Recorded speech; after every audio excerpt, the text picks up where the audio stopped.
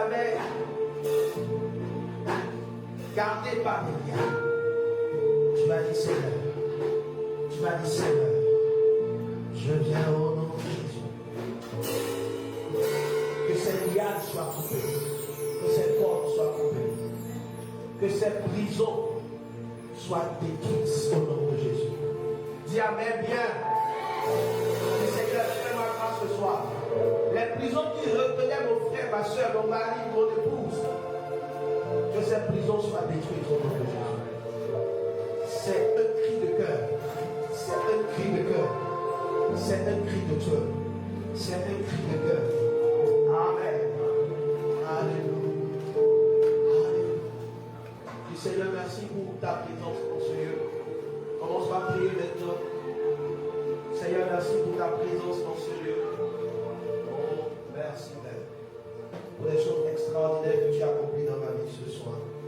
Je suis reconnaissant pour ton amour et ta fidélité. Gloire te soit rendue. Gloire te soit rendue. Gloire te soit rendue. Alléluia.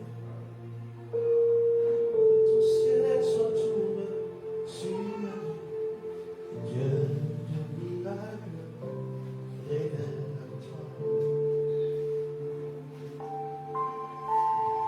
Dieu de miracle, que ton ciel soit tourné sur nous. Dieu de miracle, révèle-toi. Dieu de miracle, que ton ciel soit tourné sur nous. Dieu de miracle, révèle-toi. Dis encore. Dieu de miracle, que ton ciel soit tourné sur nos vies. Dieu de miracle, révèle-toi. Dis encore. Dieu de miracle, que ton ciel soit tourné sur nos vies. Dieu de miracle, révèle-toi. Et Dieu de miracle, que ton ciel soit tourné sur nos vies. Dieu de miracle, révèle-toi. Dieu de miracle, que ton ciel soit tourné sur nos vies.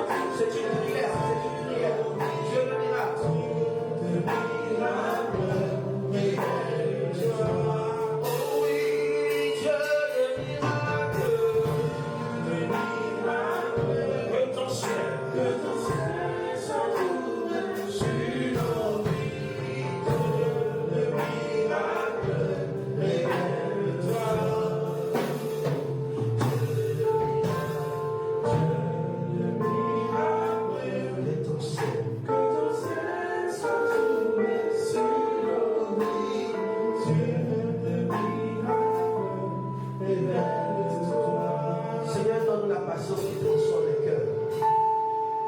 Donne ton cœur. C'est une seule prière que nous faisons ce soir.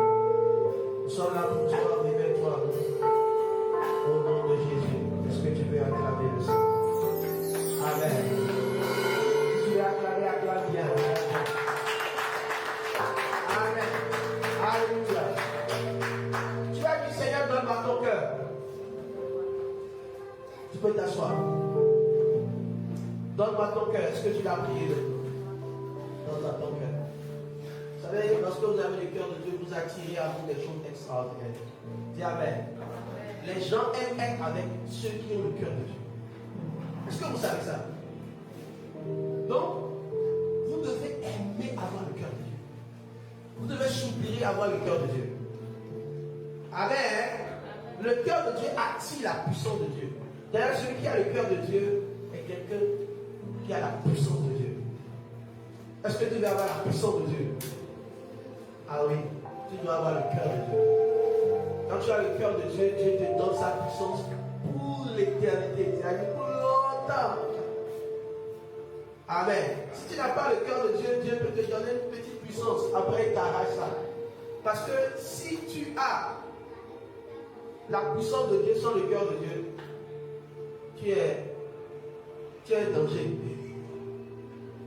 Tu es un danger. C'est pourquoi tu dois chercher le cœur de Dieu. Amen. Et le cœur de Dieu, c'est un cœur patient. Amen. Dis, le cœur de Dieu est un cœur patient. C'est un cœur rempli d'amour, un cœur patient, un cœur aimant, un cœur bon. Alléluia. Donc nous sommes en train de parler en réalité des grâces excellentes qui sont dans le cœur de Dieu. Et une de ces grâces, c'est la patience. Amen. Nous sommes en train d'entrer dans cette dimension de la patience qui transforme les cœurs. Dis la patience qui transforme les cœurs. Je veux prier pour avoir la patience qui transforme les cœurs. Alléluia. Parce qu'il y a cette patience qui est dans le cœur de Dieu qui transforme les cœurs. Si vous avez ça, toute personne qui est avec vous verra son cœur transformé. Même si ça fait 20 ans, 30 ans, au finish ou au final, si tu veux, tu vas voir que cette personne aura le cœur transformé. Alléluia. Dans 1 Corinthiens, chapitre 7, Paul disait aux femmes qui étaient en Christ, mais qui n'ont pas eu la grâce d'avoir leur mari qui est transformé, c'est-à-dire sauvé, il leur a dit que de ne pas quitter leur mari. Vous savez pourquoi? Si leur mari ne le chasse pas, elle doit rester. Parce qu'avec la grâce de Dieu, avec le cœur de Dieu, s'ils ont le cœur de Dieu, si elles ont le cœur de Dieu, elles pourront transformer le cœur de leur mari. Pas par leur propre force, mais par la puissance du Saint-Esprit. C'est pourquoi la patience est une partie du fruit de l'Esprit. Alléluia. Amen. Amen. La Sainte nous montre que la patience est une partie du fruit de l'Esprit. Si vous cherchez la patience, c'est que vous êtes en train de voir, de chercher quelque chose qui est la manifestation de l'Esprit. Parce que l'Esprit de Dieu peut être en vous sans être manifesté. Amen. Quand on voit que l'Esprit agit en vous, on voit l'amour, la joie, amen, la paix, la patience, amen, la fidélité. Voilà les choses qu'on voit. Amen. Donc, lorsque vous cherchez la patience qui transforme le cœur, vous êtes vraiment en train de chercher ce que Dieu désire. Ce que Dieu désire. Dieu désire que tu fasses des miracles. Mais il veut d'abord que tu aies son cœur. Il veut surtout que tu aies son cœur. Donc, tu n'as pas le cœur patient de Dieu, tu peux détruire ce que Dieu veut construire avec toi. Amen. Et ce livre en parle beaucoup. Si vous n'avez pas la patience, vous pouvez détruire ce que Dieu veut construire avec vous. Et beaucoup détruisent ce que Dieu veut construire avec eux. Dieu veut que tu aies de très bonnes relations, mais toi tu détruis les relations parce que tu manques de patience. Parce que, comme je l'ai dit la dernière fois, tu classes les gens. Tu as des dossiers, sortez vos dossiers. La vie, tu as des dossiers. Les gens que tu as déjà classés. Hein?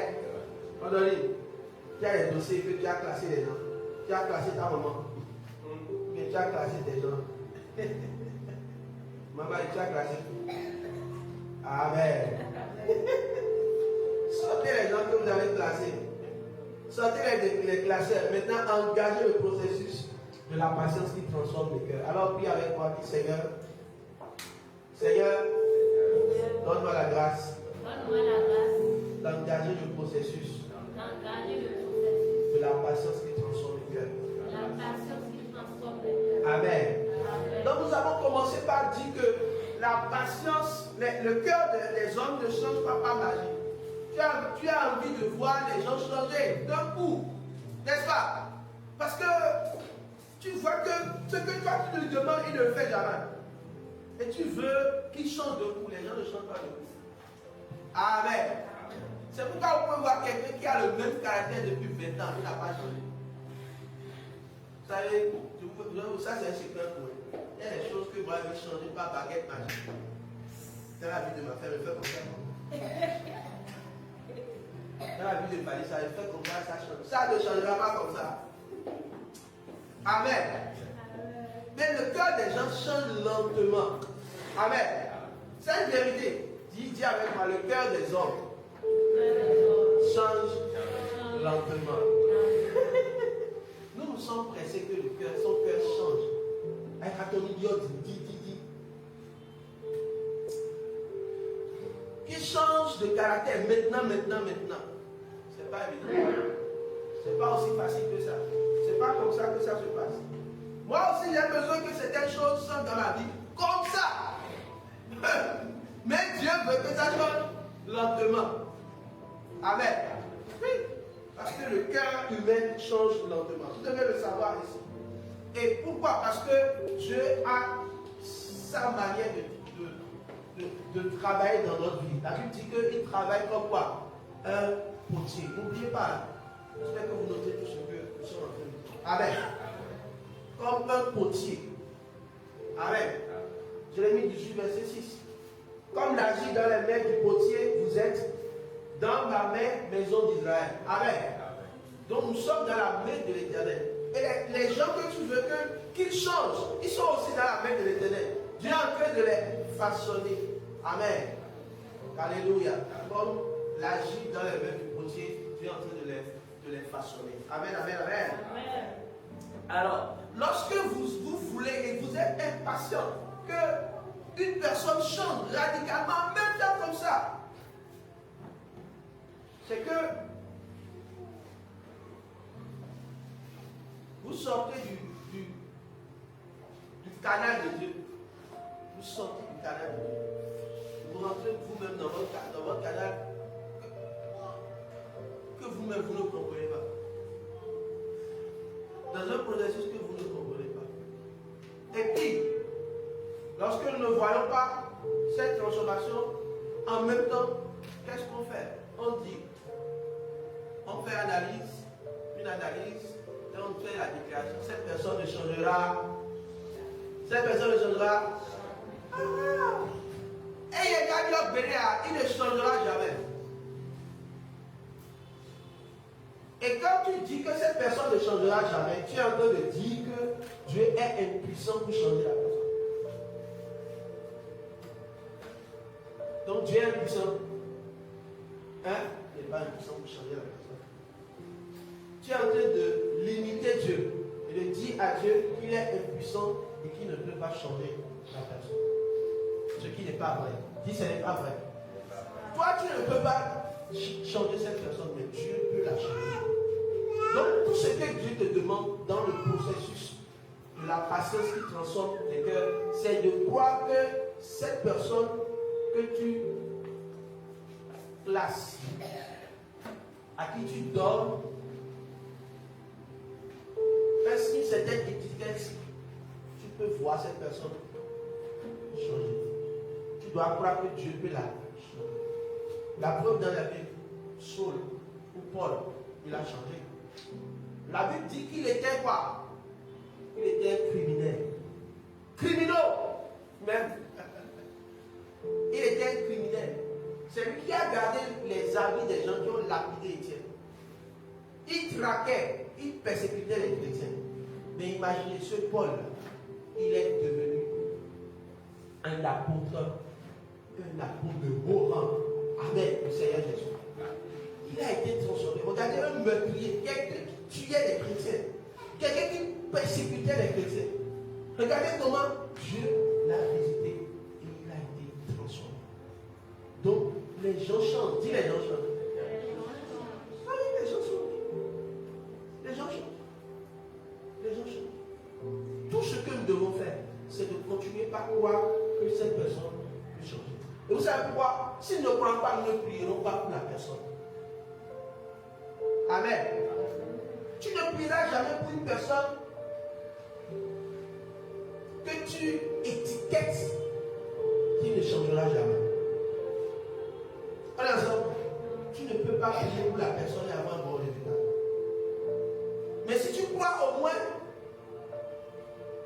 que Dieu peut transformer sa vie, que Dieu peut changer sa vie, tu es en train vraiment de soupirer. C'est même déjà une prière. Amen. Croire que Dieu peut changer, peut le changer, peut la changer, peut la transformer, peut le transformer, est déjà une prière. Alléluia.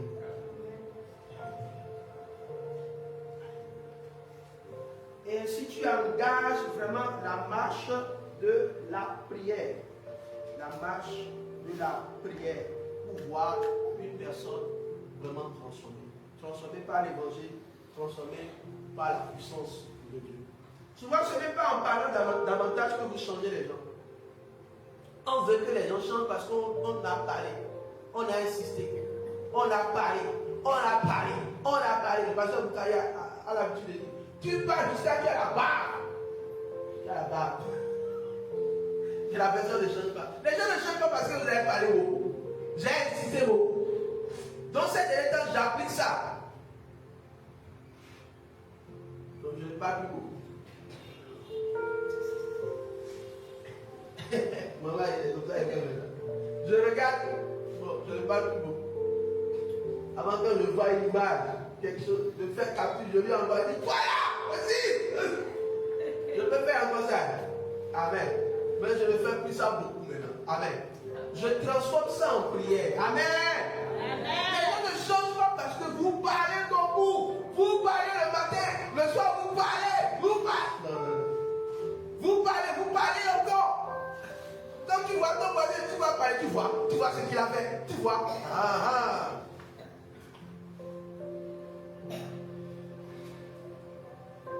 Hier, j'étais dans une réunion, j'ai compris que c'est une stratégie de Satan. Vous savez quoi? Satan va forcément nous dire de regarder les erreurs des gens. Regarde les erreurs, regarde. Il ne change pas. Regarde ce qu'il fait. C'est ça que vous faites toujours. Est-ce que quand on dit ça, les gens changent? Dites-moi la vérité. Est-ce que la vérité? C'est ça que vous faites toujours. Vous ici là. Oh, quand il revient, vous ne venez pas. Ça ne change pas. Est-ce que ça a changé quelque chose? Ça ne change pas. Mais les gens changent parce que vous transformez aussi des temps de silence. Amen. Vous pouvez parler, ça n'empêche pas que vous faites des reproches. Dieu est un Dieu qui avertit. Amen. Il envoie un prophète. Quand le peuple n'entend pas, il envoie encore un autre prophète. Il le fait. Mais des fois, il applique le silence et il suscite aussi des prophètes intercesseurs. Allez, amen. Amen. Est-ce qu'on est ensemble? Amen, amen. Donc, le silence et la prière, surtout, amène vraiment le changement. C'est pourquoi, quand vous voyez quelque chose qui commence par être cyclique, la personne fait les mêmes erreurs, ça vous énerve, vous manquez de patience avec la personne là. Prenez du recul. Amen. Commencez par transformer ça en requête. C'est ça qui va changer. C'est ça qui va changer. Prenez du recul. Arrêtez un peu de continuer par insister. Parlez encore. Parlez encore. Dites, oh Seigneur, venez, on va prier ensemble. Amen. Venez, on va intercéder ensemble. C'est une question de famille. Et c'est un enfant ou un grand frère ou une grande soeur qui est toujours comme ça. Et quand vous vous réunissez, c'est toujours la même chose que vous dites. Donc, le temps que vous prenez pour dire ça, transformer ce temps en un temps de silence et en un temps d'intercession. Amen. Vous allez dire, nous savons ça déjà, vous savez, mais pourquoi vous n'appliquez pas? Donc, ce n'est pas encore rentré dans ton l'esprit. Tu vas dire, mon père, ma mère, elle est toujours comme ça. Depuis des années, ma mère, le temps, 30 minutes que tu as prié à dire ça. Si tu priais 30 minutes pour elle ou pour lui, qu'est-ce qui va changer? Ou si c'est ton mari, tu es sûr que c'est ton épouse. Si tu prenais un peu de recul, si vous prenez un peu de recul, et ce temps où on aime faire des réprimandes, sur-réprimandes, moi je suis l'expert en réprimande. Mais je suis mieux un peu. Je ne vais pas t'aimer. Ou bien, je connais papa là, il peut te faire un réprimande du matin au soir. Il est jamais fatigué.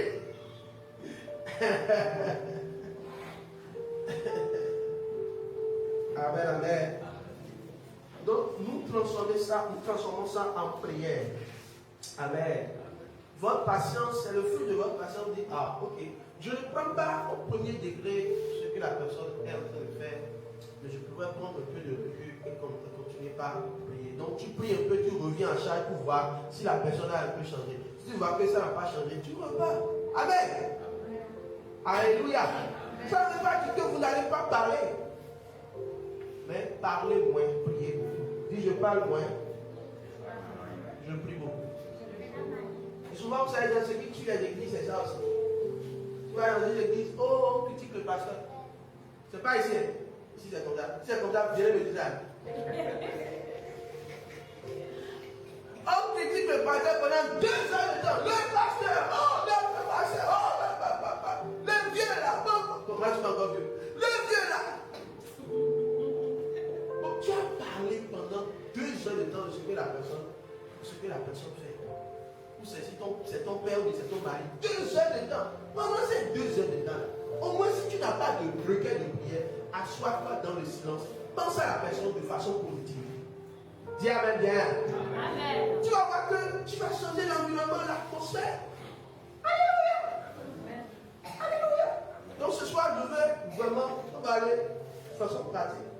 Il y a certains éléments que j'ai mis dans le livre, que vous pouvez lire après, vous allez voir. Que c'est des actions qui vous aident vraiment à vivre la patience dans vos relations et voir vraiment la transformation des cœurs dans vos relations. C'est la sagesse de Dieu, c'est le cœur de Dieu. Et quand vous engagez ça, vous êtes heureux. Vous êtes heureux. Amen. Je dois écrire un livre sur la réalité des démons des derniers temps. Les démons, ce ne sont pas des démons, c'est des hommes. Parce que la Bible dit que dans les derniers temps, les hommes seront quoi? Enflés d'orgueil. Ils seront comment?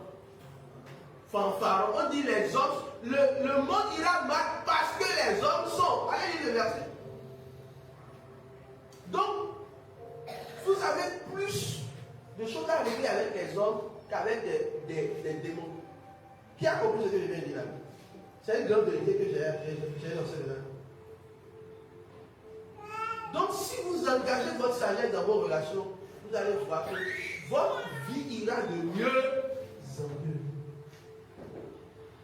Votre vie ira de mieux. À moins que vous voulez rentrer dans la sorcellerie.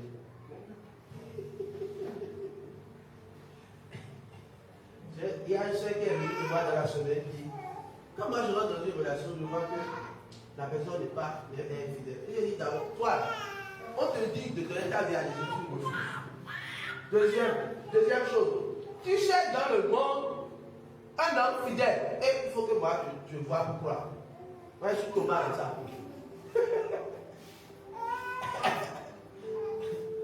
Tu as la possibilité de chercher quelqu'un qui dit, quand je lui ai posé la question, est-ce que tu sais pourquoi un homme est fidèle? Et elle a répondu, elle a donné la vraie. Parce qu'il craint Dieu. Maintenant là, tu veux quoi? Tu vas dire quelqu'un qui ne craint pas Dieu, tu veux qu'il soit fidèle. Magie ou à gloire. Mais elle a bien répondu. Je lui ai dit, si moi, depuis que je suis marié, je suis fidèle, c'est pas à cause de ma femme. C'est parce qu'elle est belle, encore qu'elle est belle. Dis amen. Amen. Mais c'est à cause de Dieu. C'est à cause du Seigneur. Sinon, quand même, hein? Je ne dis pas le reste. Dis Amen bien. Amen. Hein?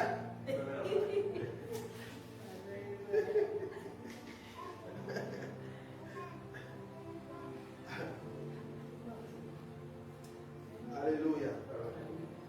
Donc, vous savez vraiment, vous devez engager la sagesse dans vos relations. Et cette sagesse commence par la vertu de la patience. La patience dans vos relations. Et il y a un texte qu'on n'aime pas beaucoup. Dis, on n'aime pas beaucoup ça. J'en ai parlé la dernière fois. Vous connaissez 3 verset 13. Supportez-vous les uns les autres. Dis supportez-vous. Les uns les autres. Alors il dit supportez-vous. Et si l'un a sujet de se plaindre de l'autre, pardonnez-vous réciproquement. Comme Christ vous a pardonné, pardonnez vous aussi. Dis Amen bien. Amen. Colossiens 3, 13. Il y a tout dans ce passage. Mais quand on entend ça, on ferme nos oreilles. Comment? Je ne supporte plus. Combien d'entre nous disent ça? Je ne la supporte plus. Oh. Supportez-vous. Portez la personne au dos. Est-ce que ça veut dire? Faut me porter au dos. Ah, c'est vrai. Amen. Alléluia. Supporte ta soeur. Supporte ton frère. Porte-le sur ta charge. C'est supporter. Tu as déjà porté ta charge. On te dit de le porter encore. Donc supporte-le. Amen. Donc, c'est pour dire qu'il peut faire des choses qui vont vraiment t'énerver, te mettre sur les nerfs. Comme j'ai dit, il va te fatiguer l'esprit. Tu vas le supporter. Amen. Ce que Dieu a demandé dans la communauté, c'est qu'on se supporte. Parce qu'une seule personne ne peut pas supporter. Même le pasteur ne peut même pas. Aucun pasteur dans le monde ne peut. Si tu as trouvé Dieu, il ne peut pas. Seul Jésus peut porter toutes nos charges. Dis Amen. Donc, il nous demande de nous supporter réciproquement. Et parce que j'étais supporté, tu m'as fait que je t'ai supporté.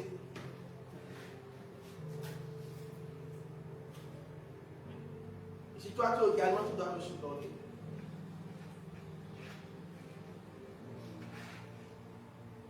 On n'a plus de problème. Je t'ai supporté, tu m'as supporté. Donc c'est fini. Amen. C'est pour dire que la personne soit un ange, ou qu'il s'appelle mange, il va te faire quelque chose de mal. Dis ouais. Donc la première des choses que tu as fait, c'est de supporter. Et supporter, c'est de ne pas prendre ça zozoto. C'est-à-dire au chaud, au premier degré. Tu prends ça au premier degré. Si tu prends tout au premier degré, d'accord, tu ne peux jamais supporter. Amen. Dis Amen bien. Amen. C'est ma femme, quand elle chauffe l'eau là, elle est spécialiste du transport d'eau chaude dans la maison. Elle chauffe l'eau. Elle sait que il fait frais ici. Donc elle va chauffer l'eau. Maintenant, elle doit porter l'eau chaude. Maintenant, est-ce qu'elle peut prendre l'eau chaude avec ses mains? Encore qu'on dit que les mamans africaines là, elles prennent tout ce qui est chaud. Hein. Ou bien? C'est ça. Donc, elle a l'eau au zéro l'eau. Que quand on dit c'est ce jour, elles n'ont pas leur tonton. Elles ont des mains comme ça.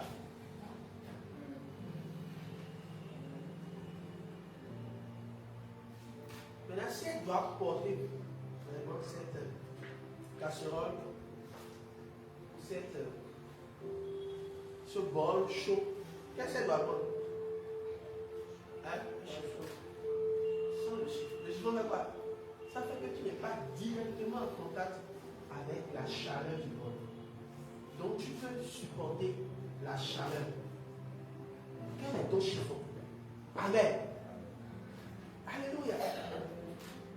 veux faire une chose et que tu n'es pas patient, c'est que tu veux prendre un bol chaud avec de l'eau bouillante, avec tes propres mains. Finalement, qu'est-ce qui va se passer? Hein? Tu vas renverser l'eau sur toi-même. Tu vas te brûler. Et le problème n'est pas l'autre, c'est toi. Hein? Parce que tu n'as pas pris la précaution pour supporter. C'est pourquoi vous devez prier pour la patience. La patience est comme ce chiffon-là qui vous aidera à transporter cette eau chaude, ce problème chaud qu'on est en train de t'envoyer. Cette insulte qu'on t'a envoyée, on va pas supporter. Elle zoomie dans l'autre talent. On ne pas supporter. Il m'a dit ça, regarde ce qu'il m'a dit. C'est une eau chaude. C'est une casserole d'eau chaude. Amen. Amen, amen. Ne prends pas la casserole d'eau chaude avec tes propres mains, sans le chiffon. Sans le chiffon de la patience. Le chiffon de la patience va t'aider à prendre cette casserole et à supporter. Alléluia. Tu dois me supporter, je dois te supporter. Pour qu'on parvienne à la communion véritable. Des hommes et des femmes transformés par l'évangile qui vivent ensemble et qui savent et qui reconnaissent que l'autre peut fauter, mais avec un peu de patience, il peut être transformé. Amen. Alléluia. Et dans ce passage, il est dit quelque chose d'important. Pardonnez-vous réciproquement. Dis pardonnons-nous réciproquement. Alléluia. Pardonnez-vous réciproquement. Et parce que Christ vous a pardonné, vous aussi, pardonnez. Faites quoi? Faites quoi? Vous, Christ vous a pardonné, pardonnez vous aussi.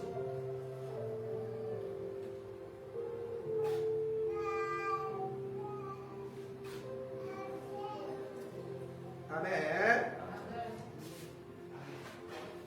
Parce que Christ vous a pardonné.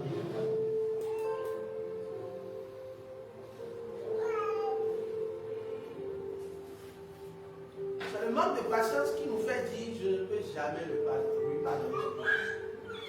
Je ne peux pas lui pardonner. Que Dieu t'aide à pardonner. Que Dieu nous aide à pardonner. Sans la patience, on ne peut pas pardonner. Je l'ai dit la dernière fois, quand on engage le processus pour le pardon, c'est comme si la personne, j'ai engagé le processus et la personne maintenant fait pire.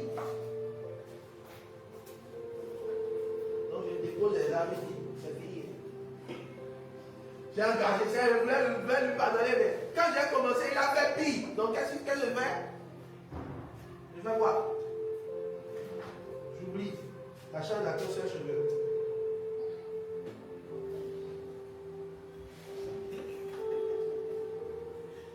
Amen.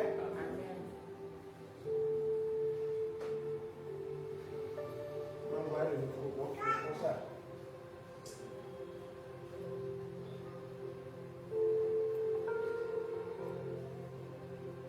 Alléluia. Donc, ce qui est important, vous devez vraiment savoir que si vous voulez engager les étapes pour le processus vers le pardon, vous devez aller jusqu'au bout. Dis, j'irai jusqu'au bout. Voilà ensemble. Si déjà dans mon cœur je dis que je ne peux pas aller jusqu'au bout, je ne m'apprête pas à recevoir le coup que la personne peut m'envoyer. Un coup qui me fragilise, qui m'empêche de pouvoir aller au bout. Parce que quand vous commencez, il y a forcément l'ennemi qui va venir s'installer pour dire qu'il ne vous laissera pas en fait. Et quand vous commencez, vous êtes fragilisé.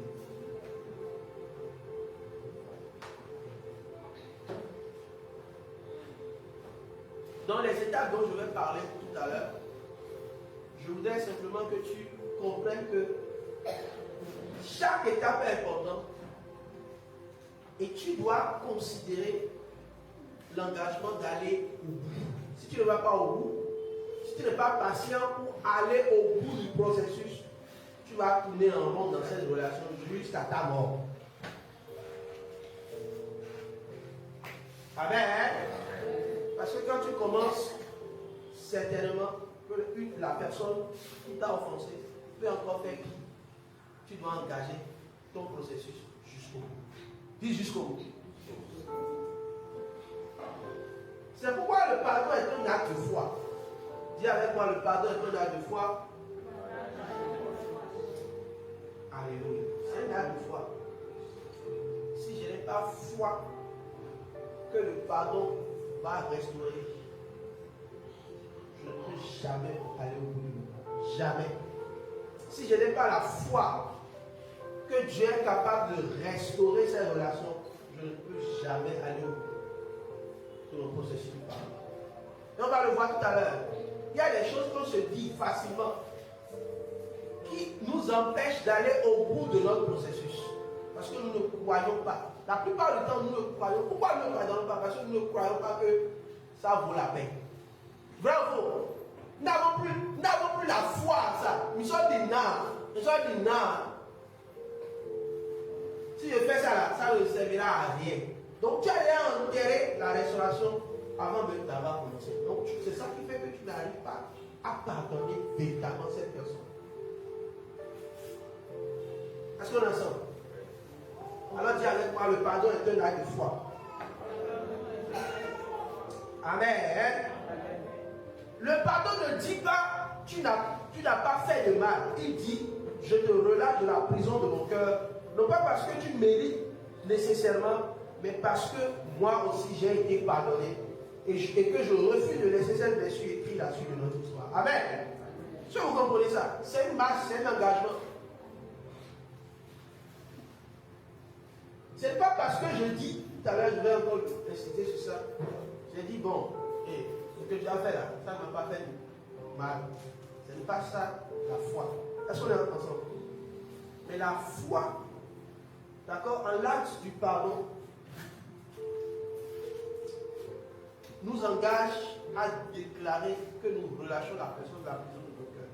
Parce que si quelqu'un nous a fait quelque chose de mal, amen, c'est que nous avons gardé ça dans la personne dans la prison, si vous même. Le fond, les fonds quand même sont un peu intelligents. D'accord? Donc je l'ai mis dans mon ventre. Donc toi tu mets les gens dans ton ventre. Tu as combien de personnes dans ton ventre? Mais regarde le côté. Mais non mais dis, mais gloire à Dieu. On peut le moment. Si la personne dans la prison de son cœur, c'est bon. Tu as combien de personnes dans ta prison, dans ton ventre? Écris. Ne me montre pas. Qui est dedans?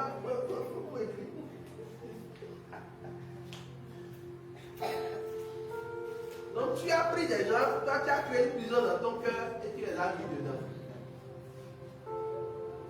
Vous voulez savoir le mystère qui est là? C'est que la personne que vous avez mis dans votre prison, elle ne souffre pas, c'est vous qui souffrez. Vous comprenez? Quand vous créez une prison dans votre cœur et que vous mettez des à Djalo, vous-même, c'est-à-dire, tu ne seras pas bien. Tu auras des frictions. Tu ne sais pas ce que tu as. Parce qu'il y a quelqu'un qui est en train de bouger dans ton cœur. Tu ne peux pas dormir. C'est que toi, tu as mis les gens dans la prison dans ton cœur. Tu vas dormir comment? Tu ne seras pas à l'aise. Tu vas te lever un jour et tu seras énervé comme tout le monde. Il y a quelqu'un dans la prison de ton cœur. C'est lui qui est en train de bouger. Quand il bouge comme ça, tu ne peux pas. Allez. Tu ne sais pas ce qui t'arrive. Mais c'est la personne qui est en train de bouger là de la prison qui fait que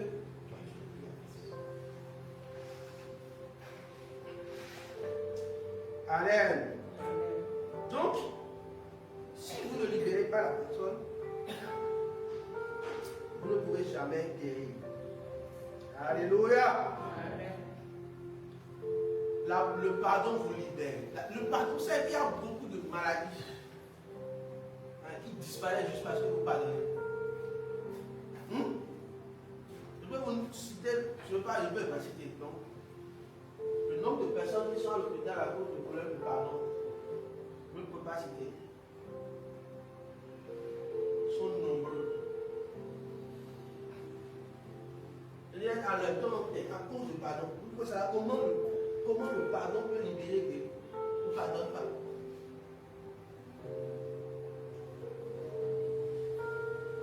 Parce qu'il a laissé un esprit entrer par le manque de pardon.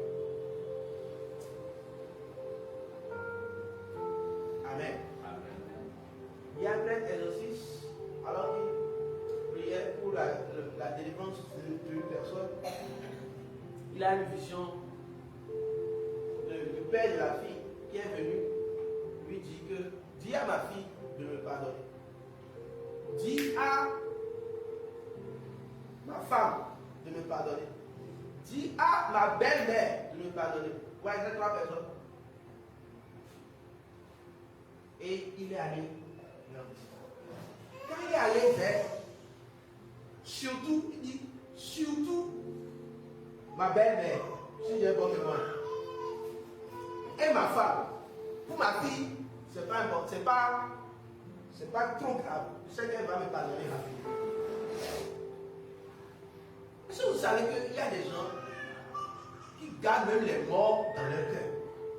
Vous avez dit, mais on va mis en eau, mais on va au bout.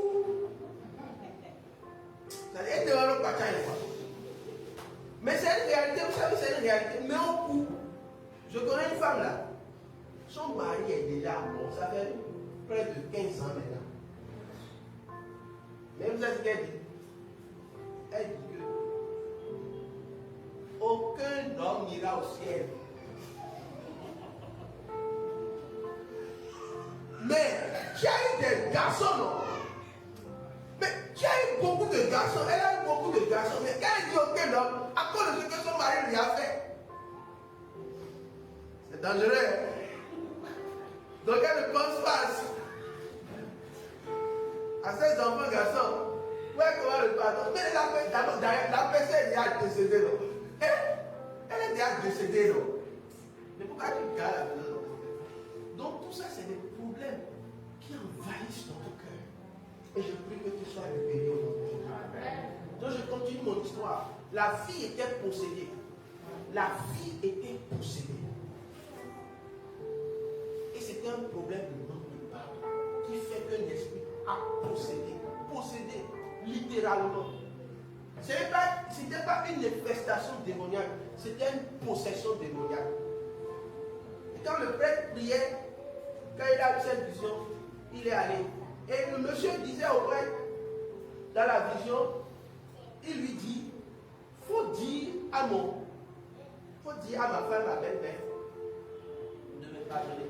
Quand tu vas venir et tu vas leur parler, elles vont dire non, je l'ai déjà pardonné. C'est pas vrai, c'est faux.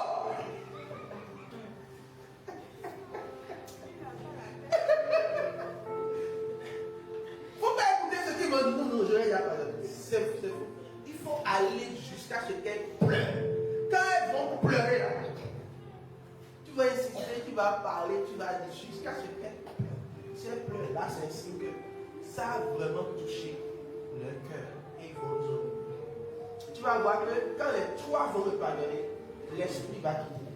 Et le prêtre a dit quand ça a été fait, vous savez ce qui est sorti du corps de la femme, de la jeune fille? Un cadavre. Le prêtre disait que c'était un cadavre tellement beau. Bon, j'arrête mon histoire. Il y a des choses dans l'esprit. Dans l'air. Le manque de pardon est une porte géante que Satan utilise dans les familles. Des esprits de canard, des esprits de serpent. Et le prêtre disait que ce canard-là, il était tellement beau que lui voulait garder le canard. Ouais, il y a des puissances terribles. Et le Seigneur lui a dit, c'est pas un canard, c'est un grand serpent que tu vas comme ça. Et il a brûlé le canard.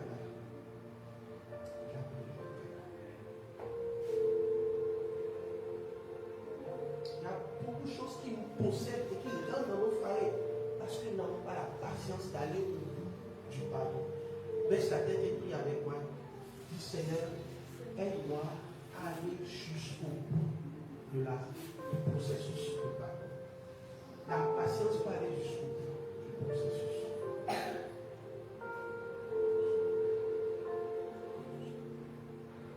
Nous allons prier au nom puissant de Jésus. Amen. Alléluia.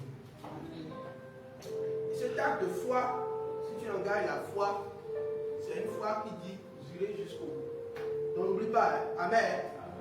N'oublie pas, hein? C'est une foi qui dit j'irai jusqu'au bout. Et dans cette étape que je vais énumérer, ça peut être 30 minutes.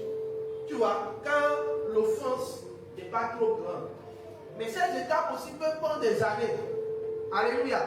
Mais je vais te demander d'engager le processus pour aller jusqu'au bout. Et la première étape, bien aimé, la première étape vers le pardon authentique. La première étape, c'est quoi? C'est de reconnaître la blessure. Comme dans mon histoire, tout à l'heure, j'ai dit, souvent ça nous arrive. Non, j'ai déjà pardonné. Tu n'as pas pardonné. C'est là quelque part. Je lui ai déjà pardonné. Si vous ne reconnaissez pas la blessure, non, c'est déjà bon. Non, c'est déjà bon, n'en parle pas, c'est bon. C'est déjà condamné le cœur. Elle dit, c'est mensonge. C'est un mensonge. C'est encore là. C'est une manière de ne pas, tellement la situation lui a fait mal, que c'est une manière pour la personne de se protéger. Elle ne veut pas qu'on évoque l'histoire. Elle ne veut pas qu'on évoque l'affaire. Parce qu'elle va se sentir mal encore. Donc, c'est des protections psychologiques que nous mettons en place de façon naturelle des fois, mais qui nous détruisent. Nous devons reconnaître la blessure. Amen. Ne niez pas ce que vous ressentez. Vous savez, vous aimez lire les psaumes. Est-ce que vous voyez comment le psalmiste parle? Il dit mon âme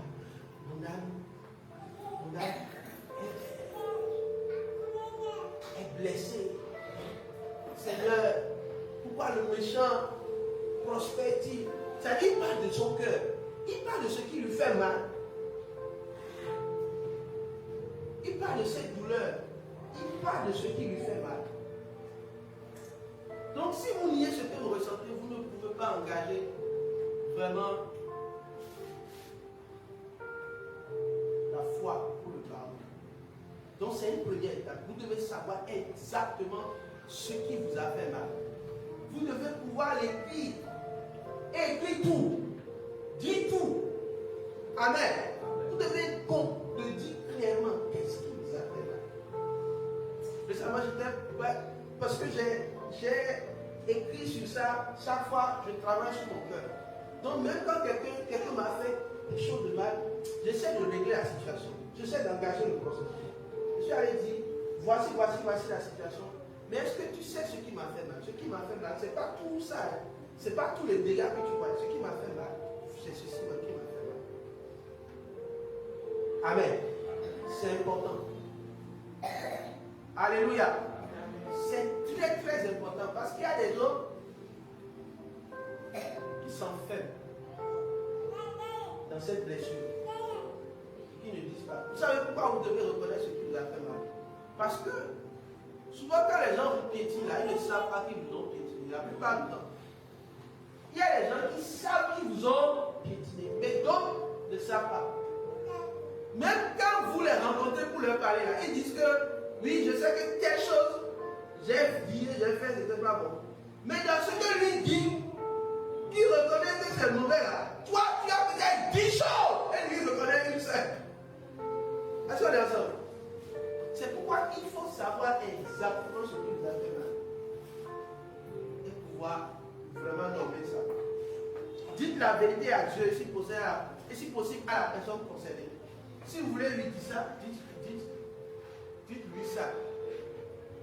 Mais tout à l'heure, je vais vous montrer comment le dire pour ne pas gâter le processus. Amen. Vous connaissez? Alléluia. Ça donne la patience. Amen. La deuxième chose, c'est de décider de ne pas nourrir la rancune. Il y a quelqu'un qui se présente sur les réseaux sociaux et qui dit, je je m'appelle, je ne vais pas dire son nom, mais elle dit, je m'appelle tant rancunière et fière.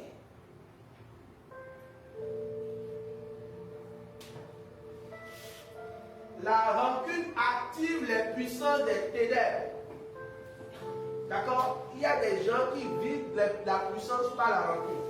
C'est comme les films chinois. Vous savez, les films chinois, ça commence toujours par quelqu'un qui est venu tuer son frère ou son père, ou il a dit, hein? Son chien. Et il a dit, oh, je me vengerai. Il a la rancune. Une rancune est née. Non? Il a décidé de se venger. Il a décidé de nourrir la rancune. Il a décidé de se venger. On a eu un président ici au Bénin, je ne vais pas nommer son nom, qui a dit, parce qu'on lui a fait quelque chose, notre président lui a fait quelque chose, il a dit, je me vengerai. Et il s'est vengé vraiment. C'est vraiment bon. La rancune est une puissance. Si vous décidez de fonctionner par la haine là, c'est une puissance. La rancune est une puissance. Si vous décidez de fonctionner dans la haine et dans la rancune, vous êtes dans le champ des sorciers. Ah, c'est toi, hein? Ah, c'est vrai.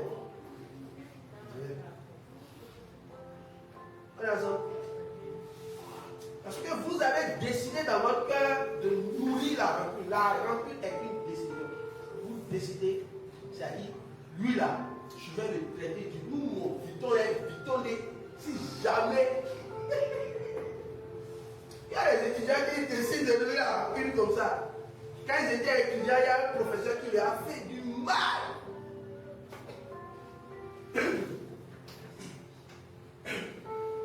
Et ils ont décidé de nourrir la rancune. Si jamais je vais travailler jusqu'à moi, monsieur le professeur. Et si jamais je vois ce nom quelque part parmi les étudiants, ça va garder ici. Donc cette rancune l'a poussé à faire quoi? À devenir aussi professeur. Donc c'est pourquoi il dit que c'est une force. Mais la force derrière, finalement, finit par détruire celui-là qui a décidé de nourrir cette puissance qu'on appelle la rancune. Ou si vous voulez, cette puissance qu'on appelle quoi? La haine. Amen. Donc vous devez décider plutôt de vous engager dans la puissance de Dieu. Dites puissance de Dieu. La puissance de Dieu vous amène à ne pas nourrir la rancune. La rancune fait que tu peux même décider de ne pas saluer la personne. En tout béni. Parce que la rancune, tu as dit, comment tu rancune enfant? Comment tu rancune enfant? Hein? Un premier quai. Donc, mon flac. Donc, le quai là, vraiment, c'est un quai. C'est un problème. On est ensemble. Ça ne vous aide pas. Ça vous fait devenir sorcier. Quelqu'un a nourri, c'est une histoire vraie. Il a tellement nourri la rancune contre son frère qui était sorcier, qui lui a fait quelque chose de mal. Je me rappelle ce qu'il lui a fait de mal. Et lui-même, il était rempli de rancune que finalement il est rentré dans la sorcellerie. Pour pouvoir lui redonner le coup. Donc, la rancune vous donne vraiment d'ouvrir vous-même les deux, d'encore les fenêtres, tout à Satan.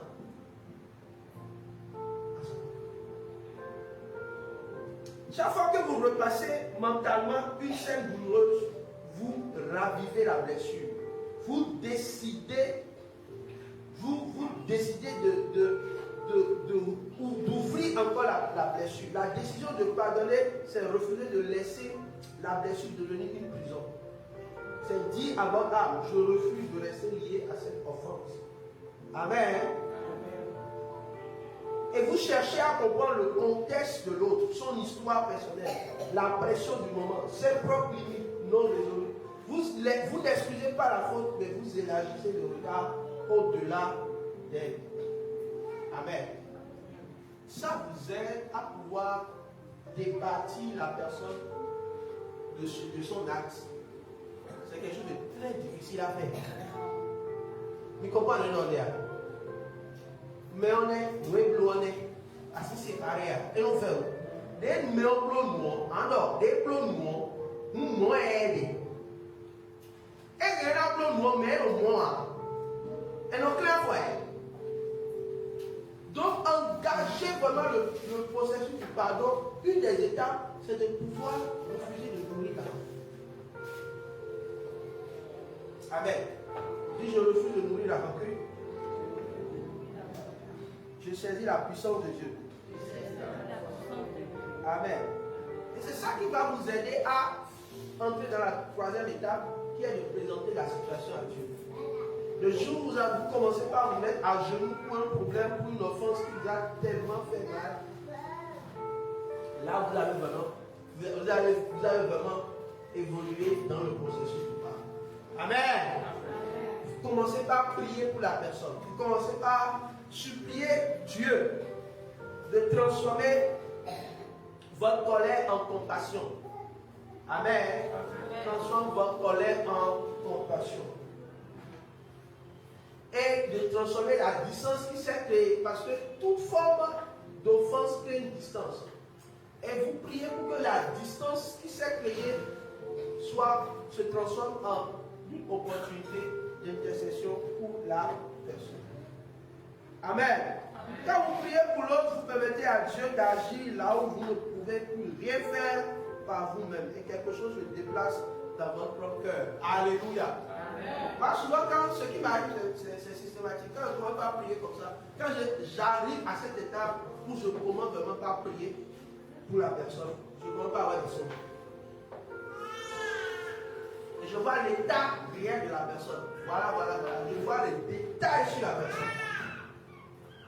Et souvent, quand je finis par avoir cette série de songes, Dieu maintenant m'engage dans une autre étape de restauration qui est aller vers la personne.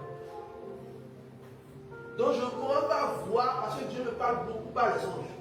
Dieu parle tantôt d'une manière, tantôt d'une autre. Il y a des personnes, ce n'est pas les prédications que Dieu leur parle. D'autres peuvent aller, Dieu va leur parler par des signaux. On voit vraiment quelqu'un qui a écrit la grâce me suffit quelque part. Lui, c'est la parole de Dieu pour lui. D'accord? Et souvent, Dieu nous parle par les Écritures. Alléluia. Dans la Bible, quand tu lis, ça touche et ça restaure ton cœur. Donc, je commence par avoir des séries de songes qui me disent va le voir. Amen. Mais si je ne commence pas à prier pour la personne et pas transformer ma colère en compassion, je n'arrive vraiment pas à entrer dans ce processus avec le Seigneur. Donc, l'étape de présenter la situation à Dieu par la prière active vraiment la guérison de votre cœur. Si vous voulez vraiment entrer dans cela, vous allez être pleinement guéri. Alléluia. Pourquoi vous devez engager tout cela? Vous savez, je l'ai dit tantôt, si quelqu'un vous fait du mal, lui il a fait du mal, il est parti. Hein? Il est parti, c'est pour qui souffrir. Vous devez refuser de souffrir. Alléluia. Le refuser de souffrir n'est pas fait comme quelqu'un qui engage le stoïcisme. Il devient une personne dure, où son cœur devient comme une pierre. C'est-à-dire, il se ferme son cœur. Ou dit, bon, maintenant les hommes sont mauvais, moi je ne veux plus vivre dans les hommes. Bon, maintenant là, si tu ne veux pas vivre parmi les hommes, bon. Quand que je t'attends en même temps, et tu vas mourir. Parce que quelque chose que tu vas faire, si tu es sur la terre, tu vas faire avec elle. On est ensemble? Est-ce qu'on est ensemble? Donc, si vous n'engagez pas ça, vous allez vraiment souffrir. La quatrième étape, c'est d'attendre l'œuvre du Saint-Esprit. Le changement profond ne vient pas toujours rapidement. La patience est la compagne fidèle du pardon dans le temps. Laissez Dieu agir dans le cœur de l'autre à son rythme et dans le vôtre également. Il travaille dans les silences que vous consentez à garder. Amen. Quand vous priez, vous devez faire confiance à Dieu par la foi et savoir que Dieu va commencer par agir. C'est là l'étape d'attendre de cette église. C'est-à-dire attendre le bon moment. Ce n'est pas parce que vous avez prié pour la personne immédiatement que les choses vont changer immédiatement. Amen. Est-ce qu'on est ensemble? L'Esprit de Dieu va commencer par opérer son œuvre progressivement. Et vous devez attendre vraiment l'œuvre du Saint-Esprit. Alléluia. Dans les silences de l'Esprit, vous allez continuer par prier. Vous allez voir que le Saint-Esprit va vraiment agir. Cinquième étape, restaurer la confiance progressivement. Pardonner ne signifie pas tout oublier instantanément, ni remettre immédiatement tout en place. C'est permettre à la relation de respirer à nouveau. La confiance se bâtit dans la vérité, la constance et la douceur partagée. Le pardon prépare le terrain, la patience consolide les fondations. Amen.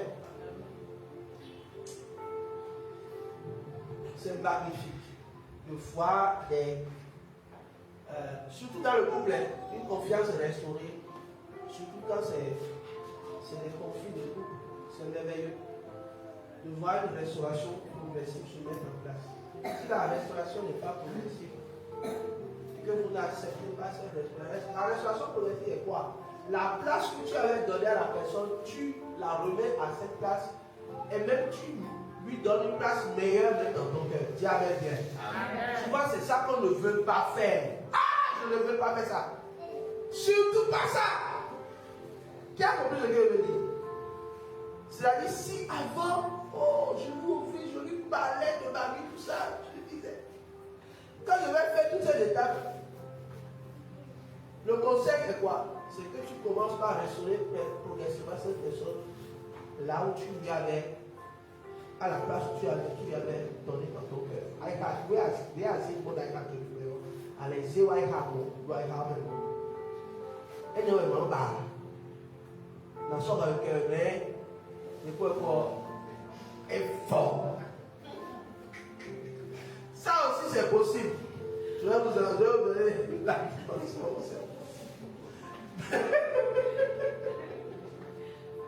Mais ce n'est pas ça qui est l'idéal. Alléluia. Quelqu'un a dit, tu as pardonné à Satan. Mais il a dit, toi et moi, le ciel, c'est fini.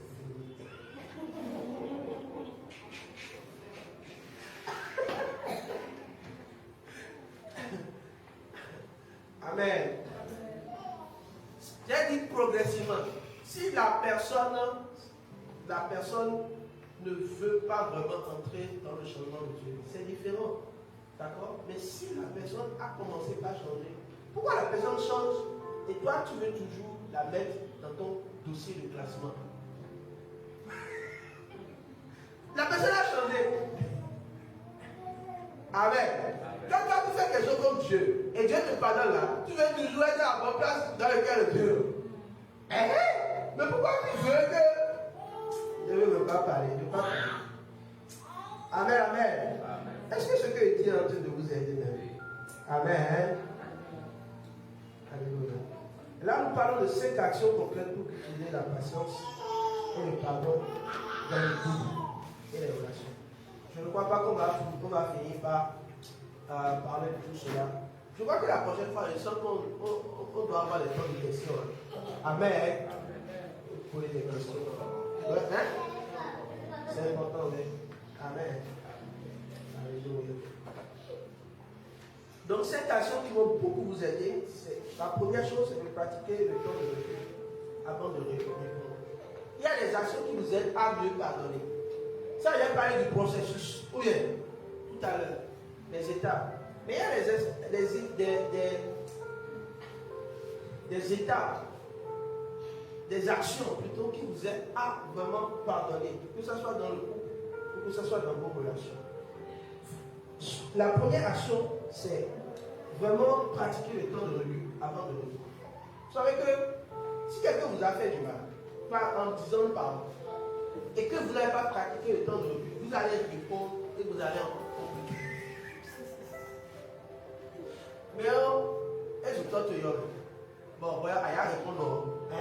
Alors toi tu es donc tu es pour les plutôt les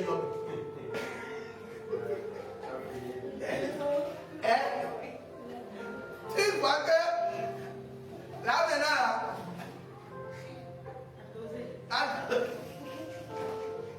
donc tu dois prendre du recul. Tu dois prendre du recul. Amen. Tu dois prendre du recul. Sinon, quand quelque chose vous plaît, une parole vous blesse, une habitude vous irrite. D'accord, résistez à la tentation de réagir immédiatement. Amen. Faites ça systématiquement. Dis cet esprit, aide-moi. Cet esprit, aide-moi à ne pas toujours réagir immédiatement. Salut. Je connais ma femme au bout de moi. Elle me connaît au bout de moi. Il y a des réactions, elle n'a pas besoin de. C'est-à-dire, si je vois là, je sais qu'elle va réagir comme ça. Évitez ça. C'est dangereux. Elle-même sait que il y a des choses que si ça se passe, elle sait que je vais réagir exactement comme ça. Parce qu'on te connaît, on sait que toi là, tu ne peux pas supporter. Tu vas réagir immédiatement. Ah, pourquoi tu m'as dit ça? Et dans le pourquoi tu t'as dit ça, tu vas compliquer tellement de choses. Tu vas aller jusqu'à te bagarrer. Mais la personne, même il y a le dos.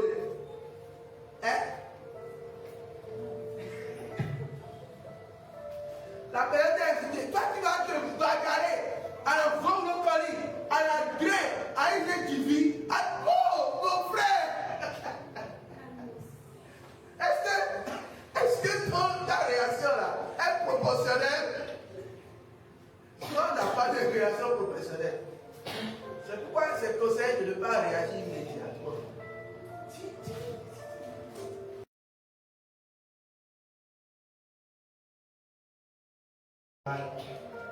Et que vous voulez réagir immédiatement, vous cachez tout. Nous cachons tout. Nous cachons tout. Donc prenez le temps, respirez un peu, respirez. Dis je respire. Et je prie, je dis Seigneur, aide-moi. Ça me demande pas beaucoup de temps. Dis Seigneur, aide-moi.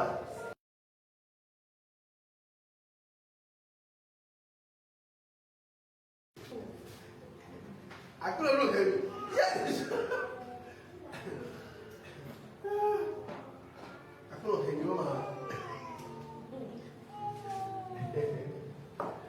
alléluia.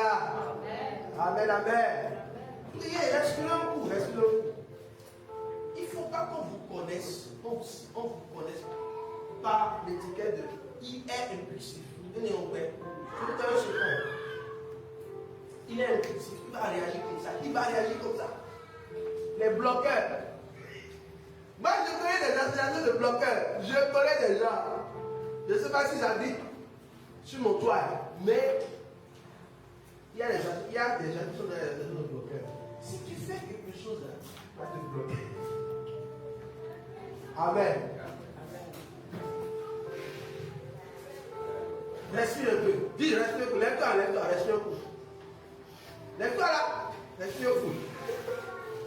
Dis, la patience rentre dans ma vie. Amen. Le temps passe vite. Assois-toi. Ainsi persévérer de sauver la vie. C'est comme ça que des hommes ont tué leurs enfants. Il y a eu un cas récemment. Je ne sais pas si vous avez appris. Un papa qui a tué son enfant comme ça. Et après, il a fui. Des violons à l'heure. On le connaît comme quelqu'un d'impulsif. Quand on lui lance quelque chose, on lui fait quelque chose, on lui dit quelque chose, il saute comme ça. Il commence pas à bastonner. Il a fait même ça pour des femmes. Il avait plusieurs femmes. Donc, quand la fille, je ne sais plus ce que la fille dit, ce que la fille a dit. C'est récent, c'est cette année, je crois, au Bénin. Donc, il a commencé par taper la fille, jusqu'à ce que la fille est décédée. Sa propre fille. Respirez un coup. Priez. Tout simplement vous taire, vous êtes là. Pourquoi tu dois parler et réagir à tout?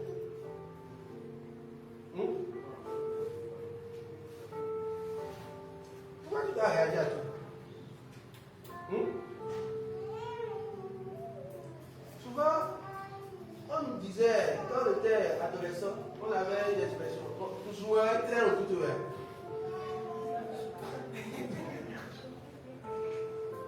Dès que je jouais à Carlo Problème, nous sommes très au tout ouvert.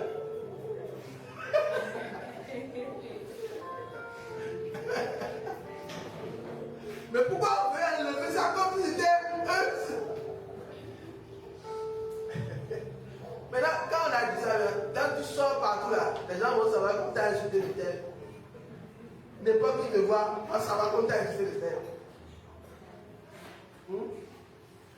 Et même si on t'a insulté, même sur les réseaux sociaux, ça va finir par partir. Un jour là, ça va finir par partir. Amen. Ce qui vous aide beaucoup à pratiquer le temps de recul, c'est de dire intérieurement, Seigneur, aide-moi à voir comme toi. Amen. À voir comme toi. Souvent, quand vous voyez comme Dieu, vous voyez l'esprit derrière. L'esprit qui veut vous pousser à commettre un acte qui va détruire votre destinée. Amen. Vous voyez, ce papa dont j'ai parlé maintenant, il ne peut plus rester dans sa propre maison. Et il a fui. Tu as construit ta propre maison. Tu as femme, enfant. Mais parce que tu as réagi comme ça, tu ne peux plus rester dans ta propre maison. Tu as fui. Et tu voulais enterrer la fille la nuit pour que personne ne sache. C'est quelque chose qui s'est passé. Et nous aussi, la plupart c'est dans notre couple, tout cela. Pourquoi quand ton mari agit ou ta femme agit de telle manière, tu dois réagir forcément. Donc si tu ne réagis pas, tu es mort. À quoi? Ou bien quoi?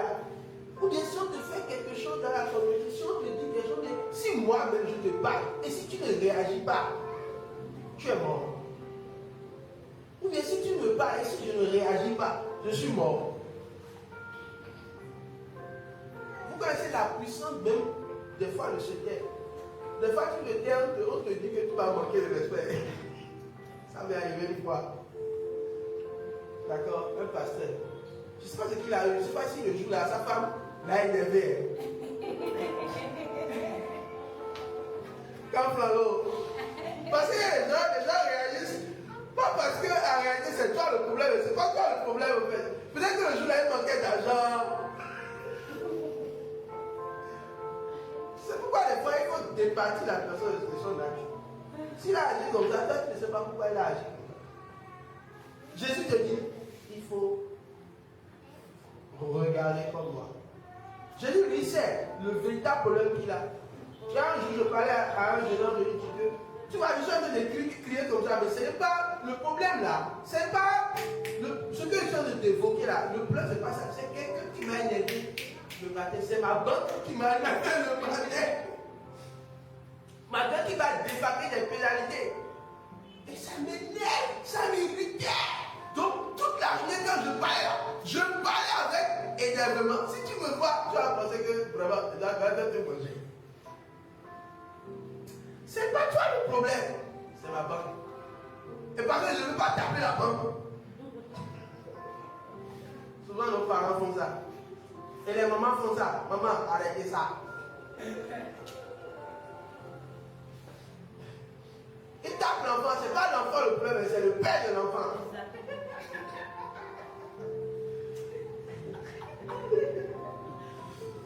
C'est pas l'enfant le problème.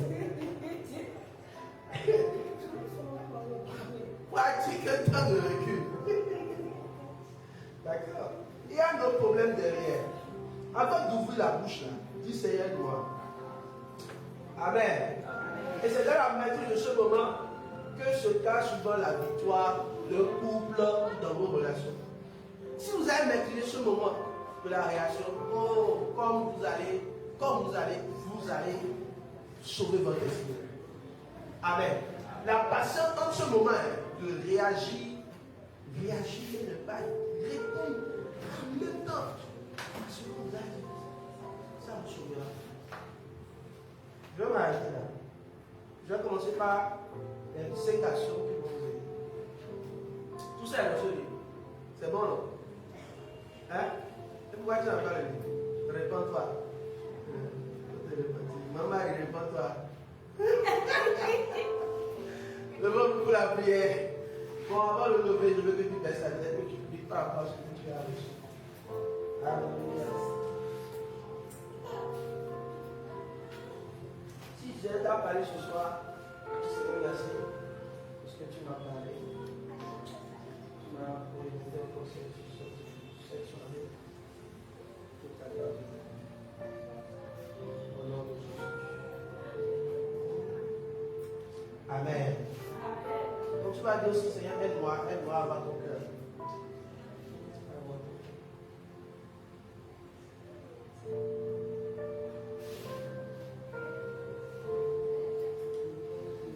Nous avons prié au nom de Jésus. Amen. Alors, j'aimerais vous rappeler que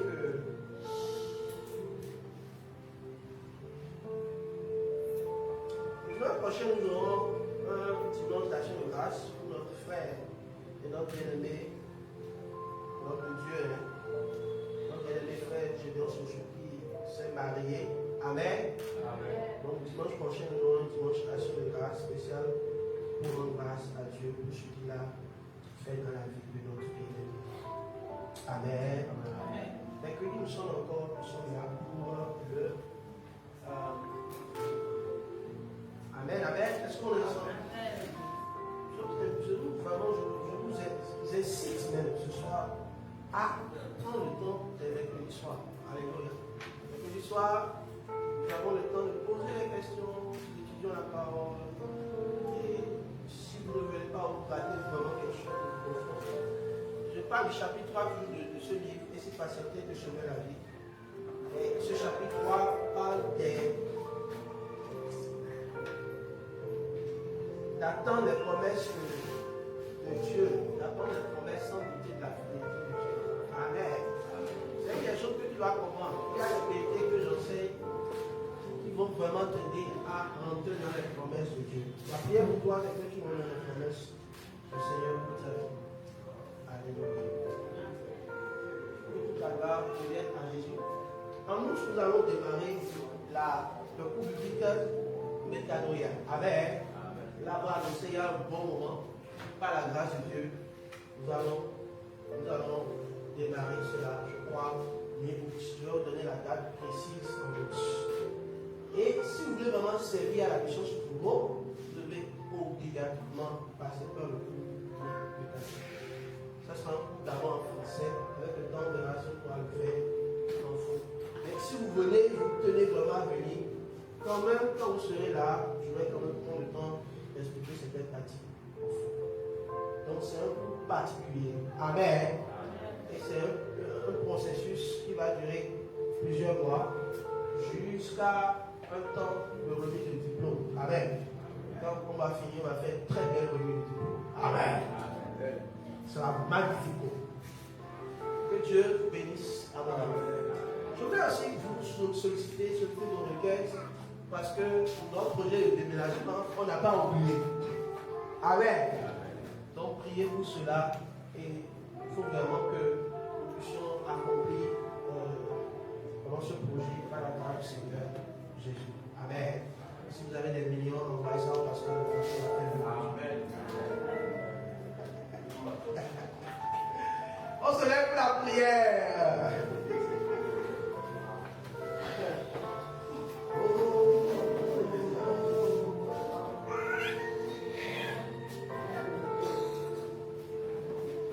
Grâce à Dieu pour ce moment.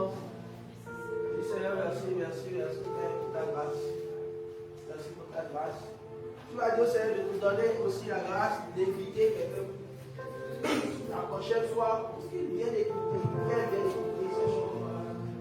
ces choses qui vraiment guérissent nos familles. Voyez, Dieu nous donne la sagesse par la puissance du Saint-Esprit, par notre Seigneur Jésus, par l'Esprit de Christ. J'ai vraiment engagé ma la restauration de nos familles, de nos relations. Alléluia.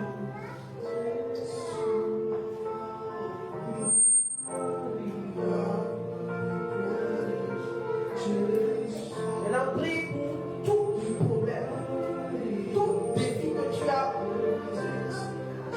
dans cette saison que tu veux présenter à l'extérieur.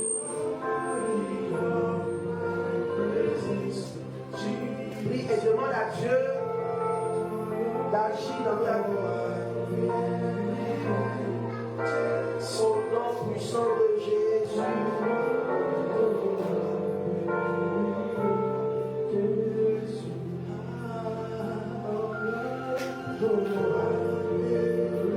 Demandez, on vous donnera. Cherchez, vous trouverez. Frappez,